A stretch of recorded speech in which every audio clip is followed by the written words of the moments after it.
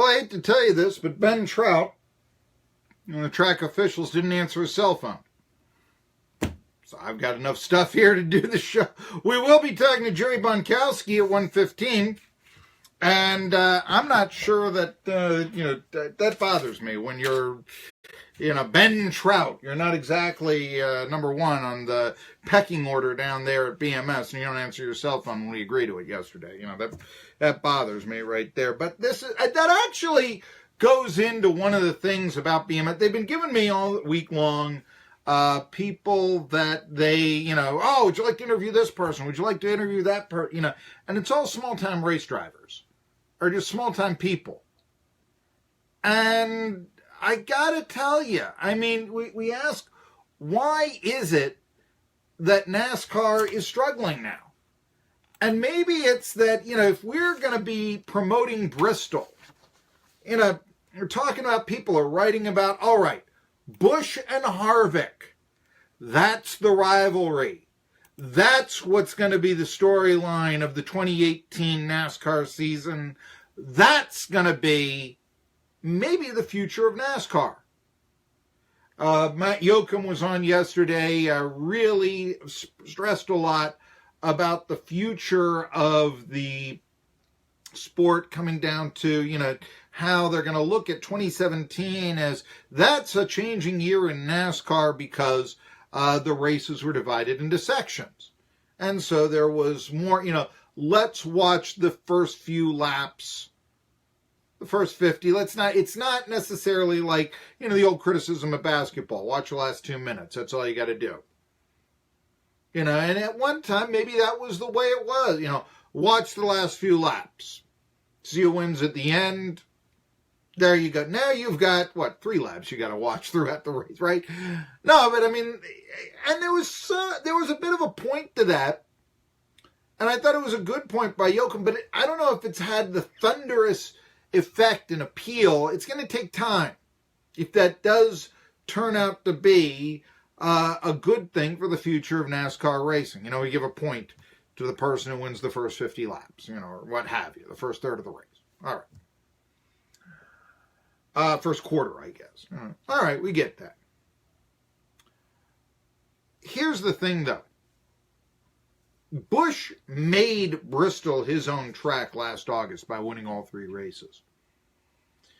Busch just won in Fort Worth. People are talking about Kyle Busch. Is he one of the great all-time drivers? 16th now in lifetime victories. And a lot more in Grand National. They still call it Grand National, and the truck, A lot more on Saturdays and Fridays.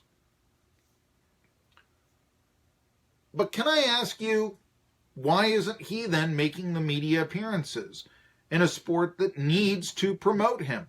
Why are we getting the utility infielders and not the home run hitters on these shows? That's what I need to ask. And if you want to ask why, when NASCAR needs it so much. I grew up following all kinds of Pittsburgh sports teams. I lived in Pittsburgh in 1979, City of Champions year. Those were the teams that as a fan I adopted. And on this show I try to be more of a professional. I want to talk of what's a local interest. But yeah, I mean, I'm never going to break away my, to me, Willie Stargell is always going to be everything that a pro athlete should be. And it is, when you're a little boy, those athletes that you adopt, they're always the ones that stand 10 feet tall. The ones that come along now, you treat more with the journalistic flavor, if you will. Okay. That's the way, you grow older. You're not gonna idolize somebody when you're 46 or 50, or we hope not, at least, And that's okay. That's good. That's healthy.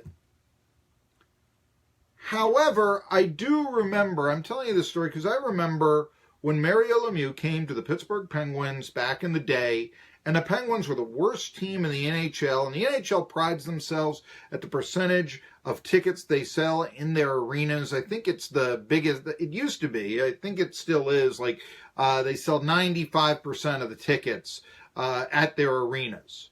They really, it's usually at full capacity. At least that's what it used to be. But at that time, the Penguins couldn't even get half capacity in their arena until Mario Lemieux came. And then it became the glamour franchise. But Lemieux, 18 years old with French as his native tongue, was making all the rounds of the sports talk shows and the publicity.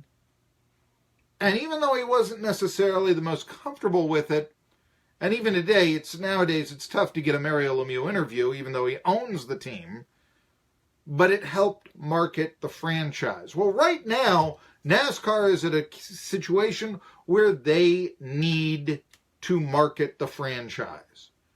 And they need a Kyle Busch at Bristol to talk about, to be Mr. Bristol. And they don't need to be putting, the end of the truck series or the guy who's going to finish 32nd in front of us. They need to be sending us, if it's going to be a legend, a Darrell Waltrip who wanted the track, Terry Labonte, talk about all those great battles that he had with Dale Earnhardt in 95 and 99.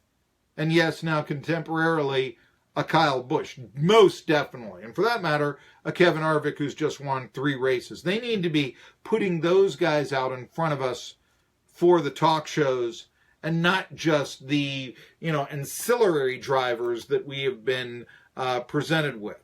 They need to be giving us the Hall of Famers, the stars. That's what they need to be promoting. Remember when NASCAR, they've got the nicest, most accessible people in all of sports. Remember that? You don't hear that so much anymore.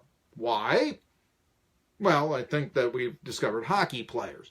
I do think that also the most accessible and the quote-unquote kindness is probably going to be related to the sport that needs the publicity the most. So in other words, drivers realizing that they've got sponsorship responsibilities and such, they're going to be kind to the media and maybe answer the tough questions with enthusiasm. And for that matter, the same rings true of hockey as compared to, say, the NBA, which I'm convinced media tries to stuff down our throat, and there's almost a pretentiousness with the athlete. Tri-City Sports Now coming back. We'll talk hockey playoffs in the future. Did you know that